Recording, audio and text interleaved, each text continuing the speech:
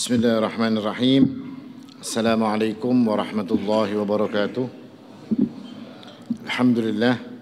Nahmaduhu wa nasta'inuhu wa nastaghfiruh. Wa na'udhu billahi min shururi anfusina wa sayyiati a'malina. Man yahdihillahu fala mudilla lah. Wa man yudlil falan tajida lahu waliyan murshida. Wa ashhadu an la ilaha illallah wahdahu la sharika lah. Wa ashhadu anna Muhammadan abduhu wa rasuluh. اللهم صل وسلم وبارك على نبينا محمد وعلى آله وصحبه وسلم تسليما مزيدا وبعد إخواني وأخواتي في الدين عزكم الله. Bapak-bapak, ibu-ibu, saudara-saudari sekalian, jamaah salat maghrib Masjid Ar-Rahmah yang dimuliakan oleh Allah Subhanahu wa taala. Alhamdulillah, kembali kita bersyukur kepada Allah Subhanahu wa taala atas karunia Allah. Sampai hari ini kita masih bisa diberikan kemudahan oleh Allah Subhanahu wa taala untuk melakukan ibadah secara bersama-sama di masjid ini, dan kemudian kita juga duduk untuk talabul ilm, mencari ilmu, dan mudah-mudahan kita berharap menjadikan ilmu yang kita dapatkan sebagai ilmu yang bermanfaat, yang akan bisa menjadikan diri kita beramal dengannya, menjadikan diri kita tinggi derajatnya di sisi Allah Subhanahu wa taala dan mendapatkan kebaikan-kebaikan lain di sisi Allah Subhanahu wa taala. Ikhwani wa akhwati fid din, azakumullah. Sebagaimana kajian kita pada hari Selasa ini adalah kajian tentang tafsir Juz Amma. Di pertemuan lalu kita membahas surat Az-Zalzalah. Ya, Az-Zalzalah, Pak. Nah, maka kalau belakangnya lagi daripada surat Al-Zalzalah adalah surat Al-Bayyinah. Surat Al-Bayyinah, surat ke-98, yang arti daripada Al-Bayyinah itu adalah bukti-bukti yang jelas, bukti-bukti yang nyata yang datang dari Allah Subhanahu wa taala. Dan surat Al-Bayyinah, para ulama berselisih pendapat tentang status madaniyah dan makiyahnya. Tetapi jumhur ulama mengatakan bahwasanya surat ini adalah surat madaniyah. Alasan daripada surat ini dikatakan sebagai surat madaniyah karena di dalam surat ini dibahas tentang hubungan antara Rasul sallallahu alaihi wasallam dengan orang-orang Yahudi atau dengan orang-orang ahli kitab. Dan hubungan dengan ahli kitab itu tidak terjadi kecuali ketika Nabi sallallahu alaihi wasallam telah berada di Madinah. Dan ini adalah pendapat jumhur ulama dari kalangan ulama ahli tafsir. Adapun sebagian ulama lagi ada yang mengatakan bahwasanya ini adalah surat Makkiyah karena mereka melihat daripada yang dibahas di dalam masalah surat ini adalah masalah akidah. Karena ciri daripada surat-surat Makkiyah itu pembahasannya adalah tentang akidah Islamiyah. Maka yang jumhur ulama yang lebih banyak yang mengatakan bahwasanya surat ini adalah surat Madaniyah. Dan surat ini sebagaimana surat-surat Al-Qur'an yang lainnya juga mempunyai nama lain. Artinya nanti kalau ada surat ini kadang-kadang disebut juga dengan nama lainnya. Kadang-kadang kita bingung mencari di mushaf kadada. Misalnya pian disuruh orang misalnya, coba Pak buka surat Bani Israel ayat 1 misalnya. Kita cari di Quran. Kadada surat Bani Israel. Pernah dengar surat Bani Israel, Pak? Tidak ada ya. Kadada surat Bani Israel, yang ada surat Isra. Nah, surat Isra itu terkenal juga sebagai surat Bani Israel. Kenapa? Karena yang dibahas adalah berkaitan dengan Bani Israel. Atau mungkin kita nanti disuruh coba hafalkan surat Al-Qital misalnya, surat Qital, surat perang. Pian cari di mushaf yang tidak ketemu. Nah, tapi surat Qital itu adalah nama lain daripada surat apa, Pak? Bukan. Surat Muhammad. Nama lain daripada surat Muhammad itu surat Qital. Nah, ini nama lain. Dan surat Al-Bayyinah juga punya nama lain. Nama lainnya adalah surat Lam Yakunil Ladzina Kafaru. Biasanya kalau kayak ini kita langsung tahu ya, kalau kayak surat An-Nasr itu kadang-kadang juga disebut surat Idza Jaa Nasrullah. Ada juga namanya lagi surat Al-Qayyimah. Namanya surat Al-Qayyimah karena kata-kata Al-Qayyimah ini ada di dalam surat ini, maka dijadikan juga sebagai nama surat. Ini nama-nama lain daripada surat Al-Bayyinah. Dan para ulama juga mengatakan bahwasanya tidak ada keutamaan secara khusus yang berkaitan dengan surat Al-Bayyinah. Kalau seperti surat Al-Mulk itu kan ada keutamaannya secara khusus. Surat-surat yang Al-Kahfi misalnya ada keutamaannya secara khusus. Surat Al-Ikhlas, surat Al-Kafirun, surat-surat Al-Mu'awwidzatain itu sudah ada keutamaan-keutamaan secara khusus. Tetapi surat Al-Bayyinah tidak ada keutamaan secara khusus, kecuali ada beberapa hadis yang dikatakan oleh para ulama hadis tersebut hadisnya dhaif. Status hadis tersebut adalah dhaif. Tapi para ulama tafsir terkadang mencantumkan hadis ini di dalam kitab mereka, lalu dikasih keterangan hadis ini dhaif, hadis ini tidak sahih kata mereka. Untuk apa itu ditulis? Supaya kita tahu. Jadi kayaknya kalau ada yang memadahi ini manfaatnya seperti ini dan manfaatnya seperti itu, kita sudah tahu bahwasanya dalil yang dipakai itu adalah dalil-dalil yang dhaif. Seperti misalnya berkaitan dengan surat Lam Yakunil ini, dikatakan bahwasanya man qara'a surata lam yakunil ladzina kafaru kana yaumal qiyamati ma'a khairil bariyah masa'an wa maqila. Barang siapa yang membaca surat Lam Yakunil ladzina kafaru, maka nanti hari kiamat di akhirat akan bersama manusia, makhluk-makhluk Allah yang terbaik, manusia-manusia yang terbaik di waktu sorenya, waktu pun di waktu paginya.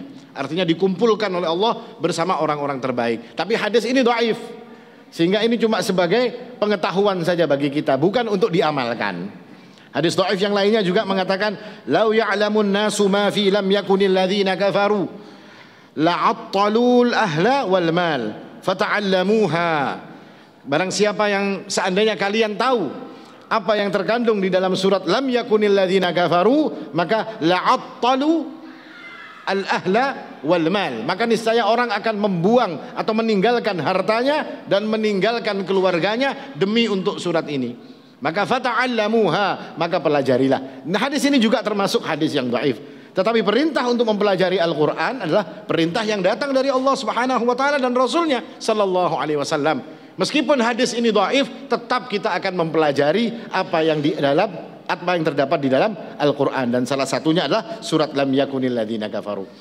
Tetapi ada juga hadis yang sahih yang berkaitan bukan dengan tentang fadilah, bukan tentang keutamaan, tetapi tentang satu cerita yang berkaitan dengan surat Lam Yakunil ladzina kafaru ini tadi.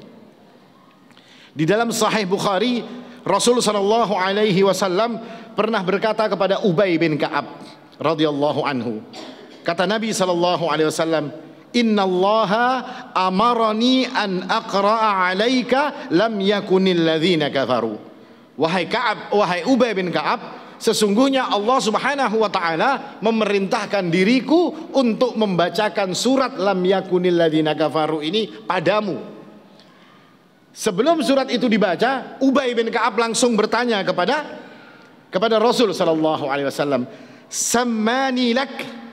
Apakah Allah benar-benar menyebut namaku wahai Rasul? Kepadamu itu Allah sebut namaku. Ajari Ubay bin Ka'ab surat ini. Apakah Allah sebut namaku? Maka Rasul sallallahu alaihi wasallam pun mengatakan, "Iya. Allah menyebut namamu dan menyebut nama bapakmu." Kata Ubay bin Ka'ab, kata Rasul sallallahu alaihi wasallam kepada Ubay bin Ka'ab. Apa yang terjadi? Kadang memikirkan lagi tentang bacaan tadi Ubay bin Ka'ab. Dia kemudian menangis sejadi-jadinya dengan sebab dia berbahagia. Kenapa dia bahagia? Kenapa dia senang? Karena Allah sebut namanya. Siapapun yang namanya disebut Allah, dipuji oleh Allah, bahkan seperti Ubay bin Ka'ab, disuruh ngajari Al-Quran melalui lisan Nabi langsung. Allah perintahkan kepada Nabi untuk mengajari Ubay bin Ka'ab tentang Al-Quran. Maka ini kemuliaan yang luar biasa. Dan Ubay bin Ka'ab ini adalah sahabat Nabi yang ahli di dalam Al-Quran. Bahkan dia ini adalah orang yang dijadikan imam besar oleh Khalifah Umar ibn Khattab radhiyallahu anhu. Siapapun orang yang bertanya tentang Al-Quran, maka Umar menyuruh untuk bertanya kepada Ubay bin Ka'ab. Bahkan Umar ibn Khattab sendiri kalau bertanya tentang Al-Quran, dia akan tanya kepada Ubay bin Ka'ab. Karena Ubay bin Ka'ab itu ngerti tentang maksudnya, ngerti tentang bacaannya, mengerti tentang kapan turunnya, mengerti apa yang dimaksud oleh ayat-ayat tersebut. Karena banyak yang diketahui oleh Ubay bin Ka'ab ini langsung dari lisan Nabi Sallallahu Alaihi Wasallam. Artinya Ubay bin Ka'ab ini bukan karena dia kaya, bukan karena dia ganteng, bukan karena dia apa, tapi karena dia dekat dengan Al-Quran, maka Allah Subhanahu wa ta'ala sebut namanya. Apa hikmahnya bagi kita, Pak? Ketika kita ingin menjadi seperti ini, menjadi orang-orang yang dikenal oleh Allah Subhanahu wa ta'ala di langit, dikenal oleh penduduk langit sebagai orang-orang baik kita ini Pak, maka dekatlah dengan Al-Quran. Orang yang dekat dengan Al-Quran pasti dia akan bahagia. Orang yang dekat Al-Quran pasti dia akan menjadi orang yang tidak akan pernah mendapatkan kesengsaraan di dunia, dan insya Allah tidak akan mendapatkan kesengsaraan di akhirat. Makanya kita ini dulu dididik keliru oleh orang-orang tua kita ini Pak. Semoga orang tua kita ini diampuni dosa-dosanya oleh Allah Subhanahu wa taala. Kalau di Biladus Singkit, di negeri Singkit, itu satu keluarga itu akan menjadi sebuah aib yang luar biasa kalau di dalam rumah itu tidak ada orang yang hafal Al-Quran. Nah kalau kita kan gak ada masalah, gak ada yang hafal Al-Quran. Kita ini jadi malu kalau ada orang di rumah kita nang kada begawe, ya kalau apa gawiannya? Ada gawiannya mau ukur jalan misalnya, memalukan. Tapi di sana tidak, orang yang tidak hafal Al-Quran dalam satu keluarga, keluarga itu punya aib. Apa aibnya? Keluarganya tidak ada penghafal Al-Qurannya. Nah makanya kita ini mau nebus kesalahan kita yang lalai dalam urusan seperti ini. Mungkin hari ini banyak di antara anak-anak kita yang kita masukkan ke dalam pondok-pondok untuk belajar Al-Quran, untuk menghafal Al-Quran. Nah itu ikhtiar kita Pak. Kalau kita ini rasanya sudah banyak beban ya, kalau mengurusi gawian, mengurusi makanin yang di rumah, mengurusi ini dan itu. Kadang-kadang menghafalkan 5 ayat, bulik dari tempat menghafal sampai rumah tinggal 2 ayat. Ya kalau dibawa guring hilang ayatnya. Karena sudah kebanyakan. Tapi kita tidak putus asa dengan seperti itu, kita jadikan anak-anak kita. Paling tidak anak-anak kita, jadikan salah satu daripada anak-anak kita ini adalah anak-anak yang faham, menghafal Al-Quran dan mengerti tentang Al-Quran. Untuk apa tujuannya? Bukan hanya untuk kebaikan dirinya, tapi juga untuk kebaikan kita sebagai orang tuanya. Nah ini salah satu hikmah ketika Al-Quran itu dijadikan sesuatu yang difahami di dalam kehidupan kita. Bahkan dia akan membawa kebaikan bagi diri kita di dunia, dan insya Allah akan membawa kebaikan bagi kita kelak di akhirat. Dan makna daripada kata Al-Bayyinah dalam nama surat ini, Al-Bayyinah, maknanya secara bahasa adalah bukti yang bukti yang jelas atau bukti yang nyata. Artinya sesuatu itu menjadi jelas dan gamblang sehingga tidak bisa lagi digoyahkan. 1 tambah 1 berapa Pak? Pian kalau dikarasi orang 1 tambah 1 5, biar hendak digantung ya tetap 1 tambah 1 itu 2. Kenapa? Karena 2 itu adalah Al-Bayyinah. Kita sudah yakin 2 itu Al-Bayyinah.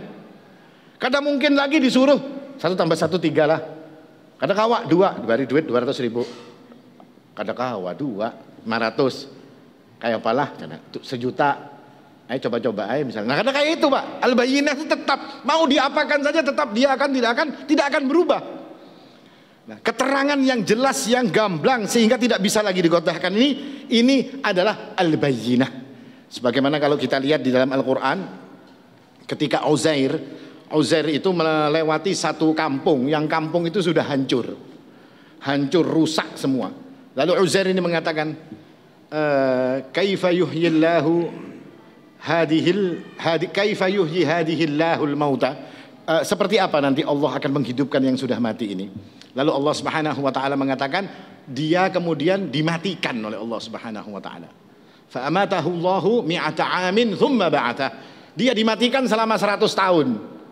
Lalu kemudian dia dihidupkan kembali oleh Allah Subhanahu wa taala. Lalu ditanya, "Berapa lama kamu tidur?" "Saya mungkin tidur 1 hari atau setengah hari." Maka dikatakan kepada dirinya, lihatlah kepada binatang tungganganmu, himar, keledai yang engkau tunggangi, dan lihatlah kepada makanan yang engkau bawa. Maka dilihatnya keledainya sudah menjadi tulang belulang. Lalu di depan matanya tulang belulang ini kemudian dihidupkan kembali oleh Allah Subhanahu wa taala. Ini terekam di dalam Al-Qur'an. Dihidupkan kembali mulai pertama oleh Allah Subhanahu wa taala sampai menjadi seekor keledai yang hidup seperti miliknya 100 tahun yang lalu. Lalu setelah itu semua terjadi, lalu dia mengatakan, qala a'lamu annallaha ala kulli syai'in qadir. Maka sekarang aku sudah jelas, katanya, bahwasanya Allah itu maha kuasa atas segala sesuatu. Ini bayyinah. Seandainya Uzair pada saat itu dikatakan kepada dirinya, tidak, yang sudah mati tidak mungkin bisa dihidupkan, dia tidak akan pernah percaya. Kenapa? Dia sudah lihat dengan mata kepalanya sendiri bagaimana Allah menghidupkan keledai yang mati tadi. Nah ini namanya Al-Bayyinah. sesuatu yang jelas, yang tidak bisa lagi digoyang-goyang untuk digeser-geser, tidak bisa. Sudah jelas, sampai mati pun orang akan tetap mengatakan yang seperti itu. Dan Al-Quran ini adalah atau kitab yang berisikan bayyinah. Al-Quran ini isinya bayyinah.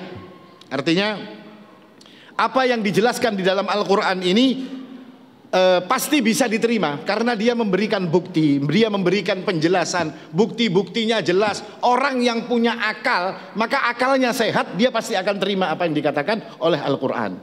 Kalau ada orang yang mengatakan, enggak, saya enggak terima, enggak jelas ini masalah Al-Qurannya, ya karena akal kita kurang aja, karena pemahaman kita kurang. Sebagaimana contohnya orang-orang barat, orang-orang kafir sana yang meneliti Al-Quran, justru mereka semakin yakin Al-Quran jadi bayyinah bagi mereka. Lalu mereka yakin dengan Al-Quran dan dia masuk ke dalam Islam. Berapa banyak peneliti-peneliti barat itu yang masuk Islam dengan sebab ilmu pengetahuan telah dibongkar oleh agama Allah, oleh Al-Quran ini, oleh Allah Subhanahu wa taala. Sebelum mereka ini mungkin bangsa mereka mungkin masih belum bisa pakai baju. Al-Quran sudah mengatakan sesuatu yang benar menurut mereka pada hari ini. Sebagai contoh misalnya Pak, dalam surat Ar-Rum itu ada kalimat Ghulibatir Rum fi adnal ardi wa hum min ba'di ghalabihim sayaghlibun. Bangsa Romawi dikalahkan, ya kan? Fi adnal ard, di tempat yang paling rendah di muka bumi. Kalimat ayatnya seperti itu. Fi adnal ard, di bumi yang paling rendah. Wa hum min ba'di ghalabihim sayaghlibun. Setelah kekalahan ini mereka akan menang. Ya kan? Kalimat tempat yang paling rendah. Lalu dibaca dalam sejarah, ternyata perangnya orang-orang Romawi dan Persia seperti dalam ayat itu terjadi di tepi Laut Merah. Di tepi Laut Merah terjadi perangnya. Sejarah catat seperti itu. Allah katakan fi adnal ard. Lalu kemudian ada orang yang bertanya kepada seorang ilmuwan yang ada di London, bertanya mereka, betulkah kata si ulama ini mengatakan tempat yang paling rendah di muka bumi ini adalah di tepi Laut Merah. Lalu si orang barat ini pun kemudian meneliti dan melihat segala macam literatur dan segalanya. Lalu dia tanya, iya betul, tempat yang paling rendah di muka bumi adalah di Laut Merah itu tadi. Di tepi Laut Merah itu tempat yang paling rendah di muka bumi. Lalu orang barat ini bertanya, bagaimana Anda kok bisa tahu bahwasanya itu adalah tempat yang paling rendah? Di mana Anda bisa tahu? Di mana Anda belajar ini? Lalu sang ulama ini mengatakan bahwasanya itu tercatat di dalam kitab kami 14 abad yang lalu telah dikatakan oleh Rasulullah SAW. Nah ini salah satu bayyinah yang diajarkan oleh Allah Subhanahu Wa Taala di dalam Al-Quran. Artinya kalau Al-Quran ini benar-benar difahami dengan benar, caranya benar, sumbernya benar, yang ngajari benar, insya Allah dia jadi bayyinah, jadi penjelas bagi kita, jadi bukti yang nyata tentang kebenaran agama Allah Subhanahu wa taala. Ini gambaran umum daripada surat Al-Bayyinah. Kemudian kita masuk pada ayat yang pertama. Allah Subhanahu wa taala mengatakan, "Lam yakunil ladzina kafaru min ahlil kitabi wal musyrikina munfakkina hatta ta'tiyahumul bayyinah." Artinya orang-orang kafir dan tidaklah orang-orang kafir dari kalangan ahli kitab dan juga orang-orang musyrik itu meninggalkan agama mereka sampai datang kepada mereka bukti yang nyata. Maknanya orang-orang kafir dari kalangan ahli kitab, orang-orang musyrik, mereka tidak akan pernah melepaskan keyakinan mereka sampai datang kepada mereka al-bayyinah. Nah, ini ayat ini menjelaskan seperti itu. Dan ayat ini berkenaan dengan sesumbarnya orang-orang Yahudi di Madinah pada waktu itu. Mereka berselisih dengan orang-orang Arab. Lalu orang-orang Yahudi ini mengatakan kepada orang-orang Arab, wahai orang-orang Arab, kalian tunggu, nanti akan ada Rasul yang terakhir yang datang, dan kami nanti akan bersama Rasul tersebut memerangi kalian bangsa Arab, dan kalian pasti akan kalah, kata orang-orang Yahudi ini. Akan tetapi ketika Nabi SAW sudah datang dan diutus kepada mereka, datang kepada mereka, apa yang terjadi? Mereka tetap tidak akan mau meninggalkan keyakinan mereka meskipun mereka itu tahu bahwasanya ini adalah nabi yang benar. Apa yang menyebabkan mereka tidak mau mengikuti nabi? Karena nabinya itu dikira mereka dari golongan Yahudi. Ternyata nabinya diangkat daripada golongan orang-orang Arab. Padahal Allah mengatakan, "Falamma ja'ahum ma 'arafu kafaru bih." ketika datang kepada mereka sesuatu yang mereka tahu, sesuatu yang mereka kenal, kafaru bih, mereka tetap mengingkari apa yang datang kepada diri mereka ini. Nah ini makna daripada atau latar belakang daripada ayat tersebut, dan makna daripada lam yakunil ladzina kafaru min ahlil kitabi wal musyrikin munfakina hatta ta'tiyahumul bayyinah adalah bahwasanya orang-orang kafir dari kalangan ahli kitab ataupun dari kalangan orang-orang musyrik tidak akan pernah meninggalkan agama, kepercayaan, keyakinan mereka sampai datang kepada mereka itu bayyinah. Meskipun ada ulama yang mengatakan setelah datang kepada mereka itu bayyinah, tidak tentu semua mereka itu akan meninggalkan keyakinan mereka. Artinya sudah datang al-bayyinah, mereka tetap dalam agama mereka. Sudah datang al-bayyinah, mereka tetap kafir, tetap syirik. Sebagai contohnya orang ahli kitab yang tetap menjadi ahli kitab seperti Huyai bin al-Akhtab. Huyai bin al-Akhtab ini bapaknya Ibunda Safiyah, istri Nabi SAW. Ibunda Safiyah itu bapaknya namanya Huyai bin al-Akhtab. Ini ketika dia melihat Rasulullah, melihat bukti dan segala macam, dia rundingan dengan saudaranya. Dia berkata, ahuwa, maksudnya kayak itu. Apakah dia itu dia yang ada di dalam Taurat? Maka saudaranya tadi mengatakan, iya, dia adalah dia. Maksudnya benar ini orangnya yang Nabi sebagaimana yang ada di dalam Al-Quran. Apa kata Huyai? Saya tidak akan beriman dan tetap akan memusuhinya sampai mati. Ini bayyinah datang tapi tetap tidak mau dipakai. Seperti juga Walid bin Mughirah. Walid bin Mughirah itu senang dengan Al-Quran. Kalau Al-Quran dibaca dia senangnya luar biasa. Tapi tetap dia tidak mau untuk beriman kepada Nabi SAW. Nah ini bayyinah Pak. Keterangan atau bukti-bukti yang jelas. Dan di sini kita bisa mengambil hikmah bahwasanya yang namanya mendakwahkan agama ini harus dengan baik dan dengan sehingga bayyinah itu bisa sampai. Artinya kalau kita kasih tahu orang itu dengan bayyinah, dibuka kepalanya, pikirannya dibuka, dikasih bukti-bukti yang jelas, diberikan dalil-dalil yang jelas untuk mendakwahkan agama, itu caranya seperti itu. Kalau agama ini didakwahkan dengan cara yang kasar, dengan cara yang jelek, dengan cara mengolok-ngolok orang yang kita dakwahi, orang tidak mau ikut. Orang malah marah. Karena yang kita dakwahkan bukan bayyinah, bukan bukti-bukti yang nyata. Maunya Allah itu kalau orang dakwah itu pakai bayyinah, pakai bukti-bukti yang jelas baru disampaikan. Sehingga orang yang menerima apa yang kita sampaikan, mereka tidak bisa ngomong yang lain kecuali menerima apa yang dikatakan oleh kita, apa yang kita sampaikan kepada mereka. Nah ini berkaitan dengan bayyinah. Nah seperti itulah cara berdakwah. Dakwah itu dengan dijelaskan kepada orang. Tidak bisa namanya dakwah pokoknya kayak ini. Loh Ustadz, kalau seperti ini tidak ada tahu, pokoknya harus kayak ini, terima harus pokoknya. Didoktrin itu ngarannya, bukan dakwah. Itu namanya doktrin. Dan dakwah ini bukan didoktrin. Dakwah ini dijadikan orang ini supaya mengerti, faham tentang apa yang disampaikan tentang agama Allah Subhanahu wa ta'ala. Kalau sekedar doktrin tapi tidak tahu apa-apa, bahaya yang seperti ini. Bahayanya apa? Nanti dia akan mendoktrin orang lain juga, dan sikapnya pun akan keras kepada orang lain. Sedangkan agama ini untuk disampaikannya, kata Allah Subhanahu wa ta'ala, seperti dalam ayat ini, digunakannya dengan cara bayyinah, menyampaikan bukti-bukti yang jelas sehingga orang bisa menerima apa yang kita sampaikan. Nah ini dalam ayat ini salah satu maknanya adalah seperti ini. Dan dalam ayat ini juga ada salah satu yang unik, yang ini perlu bagi kita untuk ketahui. Allah Subhanahu wa ta'ala menyebut lam yakunil ladzina kafaru, dan tidaklah orang-orang kafir itu tadi, kata Allah Subhanahu wa ta'ala, min ahlil kitabi wal musyrikin. Allah ketika menyebut orang kafir itu dibagi dua. Orang kafir itu ada yang min ahlil kitab, ada yang al musyrikin. Dua-duanya sama. Artinya sebab orang-orang yang disebut kafir itu terdiri dari dua golongan. Yang pertama adalah golongan ahlul kitab. Ini sebutan bagi orang-orang Yahudi dan Nasrani. Disebut sebagai ahlul kitab. Mereka ini dibedakan. Kenapa mereka dibedakan dan dikatakan ahli kitab? Karena mereka ini punya kitab. Yahudi punya Taurat, Nasrani punya Injil, mereka punya nabi. Orang-orang Yahudi nabinya banyak, yang utama adalah Nabiullah Musa alaihi salam. Orang-orang Nasrani punya Nabiullah Isa alaihi salam.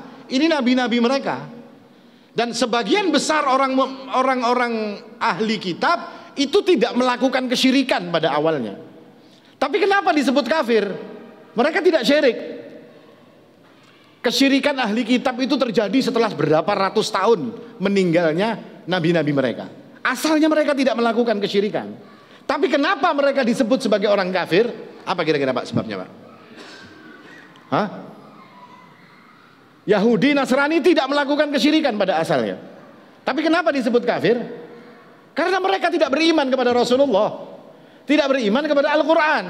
Kalau ditanya, wahai Yahudi, kamu iman tidak sama Musa? Iya, saya iman. Percaya dengan Musa? Percaya, kata mereka. Siapa Musa? Nabinya Allah.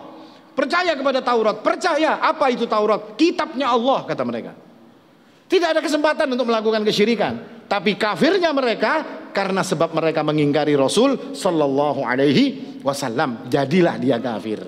Makanya Nabi mengatakan, "Walladzi nafsu Muhammadin biyadihi la yasma'u bi ahadun min hadhihi al-ummah yahudiyyun aw nasraniyyun wala nasraniyyun thumma yamutu wa lam yu'min billadzi ursiltu bih illa kana min ashabin nar." Tidaklah, kata Nabi, demi yang jiwaku berada di tangannya, tidaklah umat ini Yahudi ataupun Nasrani yang mendengar tentangku lalu tidak beriman kepadaku, kata Nabi, kecuali mereka mati dalam keadaan masuk dalam neraka, kafir matinya.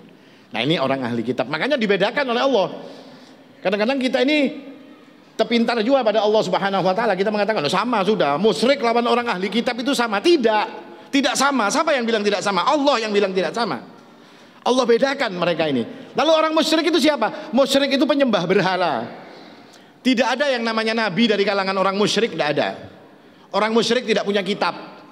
Orang musyrik itu agamanya cuma dari leluhur. Ujar pekayaannya kayak ini, ya itu yang diumpati. Ujar pekayaannya kayak ini, itu yang digawenya. Itu orang-orang musyrik zaman dulu seperti itu. Mengikuti agama leluhur mereka tanpa pernah tahu apa alasannya. Tidak punya bayinah mereka ini. Makanya orang-orang dulu dikatakan jahiliyah. Kenapa? Karena mereka itu musyrik. Tidak ada sumber daripada agama dan keyakinan yang mereka punya. Tapi Allah tidak pernah menyebut orang-orang ahli kitab itu sebagai jahiliyah. Tidak. Orang ahli kitab tidak disebut sebagai jahiliyah. Kenapa? Karena ahlul kitab punya nama tersendiri mereka ini. Meskipun mereka hidup dalam masa jahiliyah, tapi ada penyebutan tersendiri di sisi Allah Subhanahu wa taala. Nah, ini intinya yang namanya kafir itu ada dua. Kafir seperti orang ahli kitab, ingkar kepada Allah, ingkar kepada Rasul sallallahu alaihi wasallam, ingkar kepada kitab, ingkar kepada rukun iman, itu disebut kafir. Ada orang, saya tidak percaya pada Allah, tidak percaya kepada Nabi, tidak percaya kepada siapa-siapa, ateis orang ini. Orang ateis itu syirik apa kada, Pak? Hah? Syirik lah orang ateis itu. Syirik lawan apa ya? Orang Tuhan aja kada percaya kok. Orang ateis tidak syirik, tapi dia kafir. Syirik itu kan menyekutukan Allah. Artinya dia percaya pada satu sesembahan, lalu dia sesembahan itu dia sandingkan kepada Allah Subhanahu wa taala. Itu syirik. Ateis tidak syirik, ateis itu tidak punya siapa yang menyembah aja kadanya. Kada percaya lawan Tuhan sama sekali, kada percaya kayak apa hendak syirik. Tapi disebut kafir, kenapa? Karena tidak percaya kepada Allah. Nah, orang musyrik berbeda. Musyrik itu yang melakukan kesyirikan. Artinya apa, Pak? Siapapun yang melakukan kesyirikan kepada Allah Subhanahu wa taala, maka dia disebut sebagai orang yang telah kufur, meninggalkan aturan-aturan Allah Subhanahu wa taala. Nah, kita ini kadang-kadang ada orang ngaku muslim tapi melakukan kesyirikan, tetap dianggap muslim. Salah ini. Yang namanya musyrik ya musyrik sudah. Allah sebut ini kafir, ini musyrik, ini ahli kitab, ini musyrik, dan dua-duanya disebut sebagai orang-orang yang di luar daripada agama Islam. Nah, ini makna daripada ayat tersebut secara pengetahuan. Dan kemudian al-bayyinah, apa itu al-bayyinah? Ketika Allah menyebutkan tentang al-bayyinah dalam surat ini, maka apa yang diinginkan oleh Allah untuk menjelaskan al-bayyinah? Siapa itu al-bayyinah? Apa itu al-bayyinah? Maka ayat selanjutnya yang menyebutkan tentang apa itu al-bayyinah. Bukti nyata itu apa? Bukti yang jelas itu apa menurut Allah? Allah katakan, Rasulun minallahi yatlu suhufan mutahharah. Al-bayyinah, bukti yang jelas yang tidak bisa kalian tolak, bukti yang jelas yang tidak boleh untuk kalian tolak, itu apa? Rasulun minallah, Rasul yang datang dari Allah, yakni Rasulullah Muhammad sallallahu alaihi wasallam, itu dia adalah al-bayyinah. Apa tugasnya ketika dia diutus oleh Allah? Yatlu suhufan mutahharah, Ditugas dia salah satunya adalah untuk membacakan kepada umatnya itu suhufan mutahharah, lembaran-lembaran yang suci. Apa makna lembaran yang suci? Al-Quran. Al-Quran ini lembaran-lembaran yang suci. Nah, ini tugasnya Nabi Sallallahu Alaihi Wasallam. Maka kita jadi paham apa itu al-bayyinah. Al-bayyinah itu kalau dalam ayat ini adalah Rasulun minallah yatlu suhufan mutahharah, Rasul yang membacakan Alkitab, yang membacakan lembaran yang suci. Maknanya apa? Bahwasanya Alkitab ini adalah Al-Quran dan Rasul ini adalah al-bayyinah. Kalau diistilahkan menurut kita pada hari ini, apa itu al-bayyinah? Al-bayyinah itu adalah Al-Quran dan Rasul Sallallahu Alaihi Wasallam mengajarkan As-Sunnah. Al-Quran dan As-Sunnah inilah al-bayyinah. Maka orang yang mengerti tentang Al-Quran, faham tentang Al-Quran, cinta dengan Al-Quran dan cinta dengan As-Sunnah, faham tentang As-Sunnah, maka orang itu telah punya al-bayyinah. Maka dia tidak akan bisa untuk digoyahkan lagi. Itu orang yang punya Al-Quran, punya As-Sunnah. Rasulun minallah yatlu suhufan mutahharah. Rasul yang membacakan kitab. Nah, ini dua perkara ini yang disebut sebagai al-bayyinah. Makanya Nabi SAW mengatakan orang yang tidak dapat al-bayyinah maka dia menjadi orang yang sesat. Rasul mengatakan seperti apa? Taraktu fikum amrain lan tadillu ma tamassaktum bihima, kitaballah wa sunnata rasulih. Aku tinggalkan dua perkara, kata Nabi. Kalian kalau berpegang kepada ini, kalian faham tentang ini, kalian tidak akan pernah tersesat untuk selamanya. Apa itu? Kitab Allah dan sunnah nabinya. Rasulun minallah yatlu suhufan mutahharah. Yang datang, yang muncul dari Rasul itu as-sunnah, yang dibacakan oleh Rasul adalah Alkitab. Dua perkara ini jadi sebab orang akan terjaga daripada kesesatan dalam kehidupan di dunia ini. Dan orang yang menyelisihinya Allah kecam. Apa kata Allah? Wa ma kana lil mu'minin wala mu'minatin idza qadallahu wa rasuluhu amran ay yakuna lahumul khiyarah min amrihim. Tidak layak bagi seorang mukmin atau mukminah, tidak pantas bagi mereka ketika Allah telah memutuskan dan Rasulnya telah memutuskan satu perkara, ayyakuna lahumul khiyarah, mereka masih cari-cari cara yang lain. Barangkali ada pendapat ketiga, oh ini penjelasannya Nabi, ini Rasul, ini Nabi, ini Allah dan begini, ada yang lain lah. Misalnya pendapat yang lain seperti apa? Nah, ini tidak boleh yang seperti ini. Artinya akan menjadi sebab kesesatan. Maka Allah mengatakan wa may ya'sillaha wa rasulahu faqad dhalla dhalalan mubina. Yang memaksiati Allah, yang mengingkari apa yang telah diputuskan oleh Allah dan Rasulnya, maka dia telah sesat dengan kesesatan yang sangat nyata. Nah, ini Al-Quran dan As-Sunnah. Ketika dia difahami dengan benar, maka dia akan menjadi sebuah al-bayyinah. Orang yang faham Al-Quran, faham As-Sunnah dengan benar, tidak akan mungkin mampu untuk digoyahkan. Kenapa? Karena dia punya al-bayyinah. Loh itu Ustadz, ada orang faham Quran, faham As-Sunnah, tapi dia jadi murtad, berarti dia kurang faham. Sudah, jawabannya kayak itu aja. Kalau benar faham, tidak akan mungkin bisa digoyah. Kalau orang yang faham, kayak tadi lah, pian 1 tambah 1, 2. Dipaksa kayak apapun disuruh bilang 5, kita kada mau. Misalnya hendak dibunuh 5, ya sudah 5. Sampai sudah kita bulik, ya. Berapa 1 tambah 1? Itu kegilaan, disuruh menyambat 5, ya seorang sambat 5 daripada ditembaknya, ya kalau. Padahal yang bujur apa? 2 kata kita. Tidak bisa digoyahkan. Nah, ini al-bayyinah seperti itu. Lalu yang jadi masalah, seperti apa cara kita untuk memahami al-bayyinah ini tadi? Al-Quran dan As-Sunnah ini kayak apa? Difahami menurut kepala kita, tidak mampu.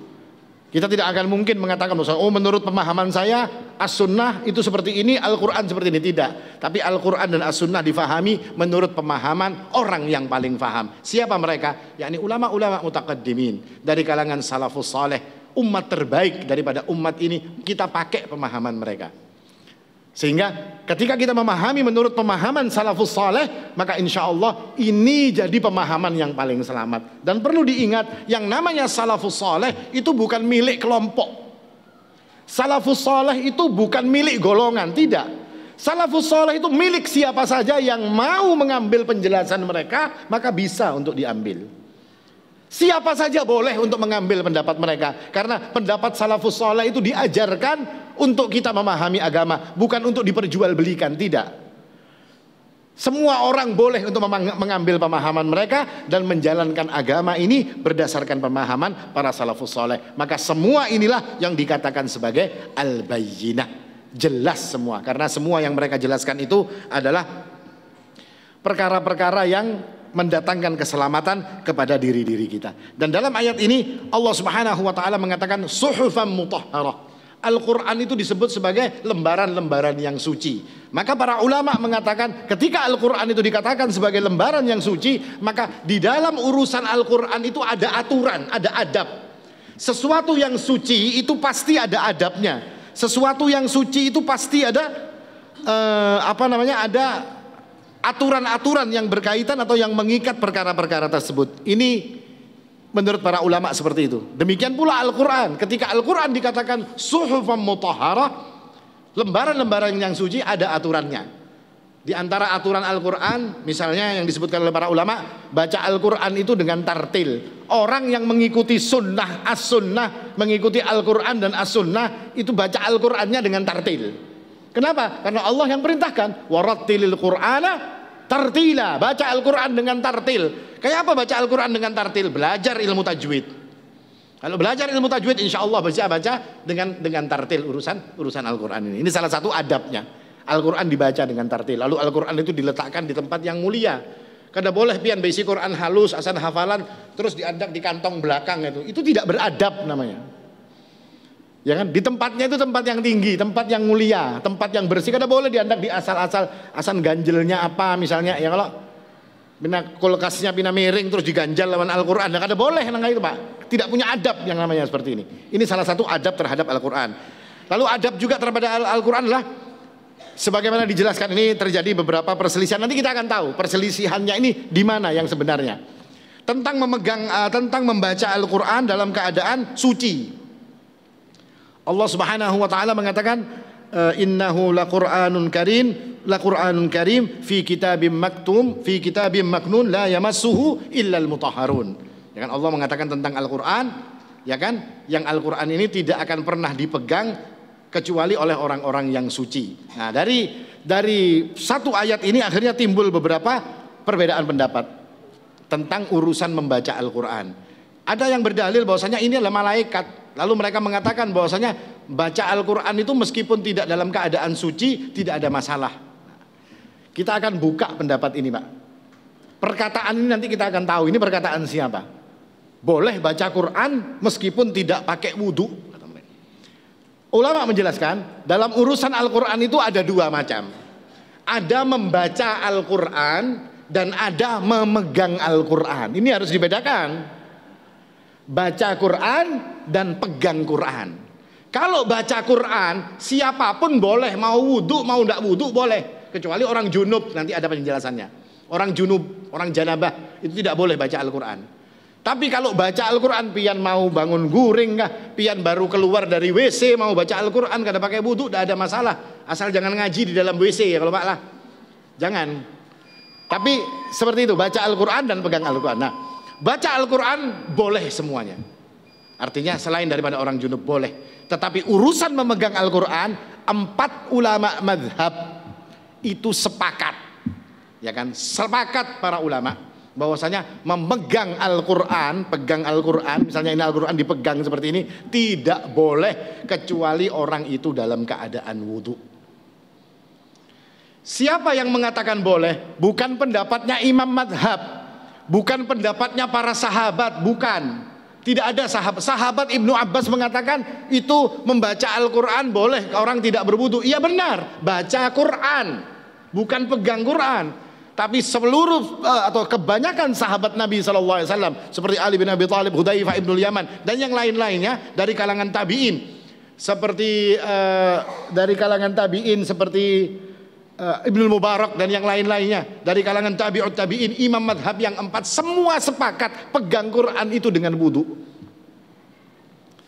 Lalu pendapat yang sekarang yang dibilang sesuai Al-Quran dan As-Sunnah, pegang Quran boleh tanpa wudu, itu pendapat siapa? Itu pendapatnya Zahiriyah, pendapatnya Daud Al-Zahiri. Nah, pendapatnya Daud Al-Zahiri atau Zahiriyah ini hari ini yang diklaim sebagai pendapat yang sesuai Al-Quran dengan Sunnah, padahal bukan. Pendapat ini pendapat letterlek. Pokoknya ayat kayak apa, Quran kayak apa, hadis kayak apa, diumpatinya kayak itu juga sudah. Kada mau belok-belok kada. Dan Zahiriyah ini ketika kata para ulama, ketika Zahiriyah ini berselisih atau menyelisihi pendapat 4 imam mazhab, pendapat yang masyhur diselisihi oleh orang-orang Zahiriyah, maka pendapat Zahiriyah itu tidak boleh dianggap.